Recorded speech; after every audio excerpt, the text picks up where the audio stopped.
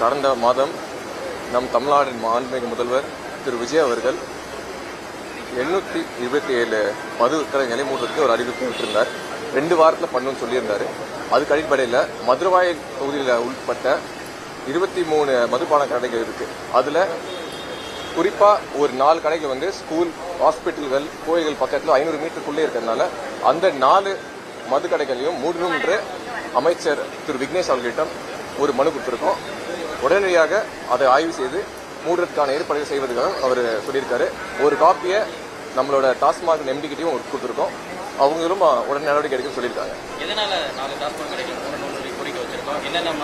அது வந்து 4 டாஸ்மாக் கடைகளுமே கோயில்கள், ஸ்கூல் பிளஸ் ஹாஸ்பிட்டல் பக்கத்தில் இருக்கு. பல பிரச்சனைகள் வந்து உண்டாக்குது. பெண்கள் அந்த வகையில் போறாங்க, குழந்தைகள் நிறைய பேர் ஸ்கூல் முடிச்சுட்டு அந்த வழியெல்லாம் போயிட்டு இருக்காங்க. அது மட்டும் இல்ல, பல பெண்கள் வந்து அது வீடுகளும் பக்கத்தில் இருக்கு. ரொம்ப நைட்டான பிரச்சனையா இருக்கு.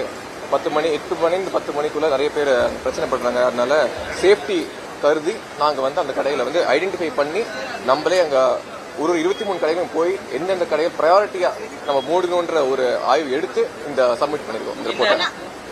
மதுரவாயல் தொகுதியில தொடர்ச்சியா மின்தடை புகார் வந்து தொடர்ச்சியா வந்துட்டே இருக்கு. தினசரி இரவு நேரங்கள்ல மின்தடை ஏற்படுவதா பொதுமக்கள் தரப்புல குற்றச்சாட்டு வைக்கப்படுது. அதிகாரிகளை சந்திச்சு பேசியிருக்கீங்களா? இது தொடர்பா எதோ மேல் நடவடிக்கை என்ன? இது வரைக்கும் 3 தடவை அதிகாரி சந்திச்சு பேசியிருக்கோம். ஏடி 2 பேர் சந்திச்சு பேசியிருக்கேன். நேற்று கூட பேசினேன். அதுக்கான எல்லா முயற்சியும் செஞ்சுட்டு இருக்கோம். சில வயர்கள்லாம் பழுதடைஞ்சிருக்கு.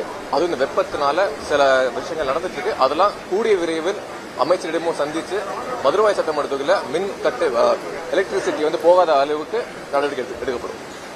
தினசரி இரவு நேரங்களில் மட்டும் குறிப்பா பவர் கட் ஆகிறதுக்கான என்ன காரணம்? அதிகாரிகள் என்ன சொல்றாங்க? ஏன்னா 10 மணிக்கு போனா 3 மணி வரைக்கும் கரண்ட் வர மாட்டேங்குது ஒரு புகார் தொடர்ச்சியா வைக்கப்படுது பொதுமக்கள். ஏன் தினசரி இரவு நேரங்களில் அதாங்க அதுக்கு தான் ஆய்வு மேற்கொண்டு இருக்கோம். நீங்க தினசோறும் ஈவன் ஒரு மிட் நைட் போனா கூட அங்க ஏடி 2 பேருமே அங்க பிரசன்டா இருக்காங்க. எங்களோட எம்எல்ஏ ஆஃபீஸ் இருந்தும் எம்எல்ஏ ஆஃபீஸ் போறாங்க. எம்எல்ஏ டைரக்டா நானே போய் ஆய்வு செஞ்சேன்.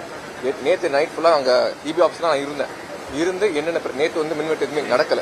ஸோ அந்த மாதிரி விஷயங்கள் நடக்காத மாதிரி அமைச்சர் திரு CTR நிர்மல்குமார் அவர்களையும் சந்திச்சு பேசியிருக்கிறோம். கிளைகள் கொண்ட Annamal institute of hotel management and hospital management படிப்பில் சேர்வதற்கான அட்மிஷன் நடைபெறுகிறது.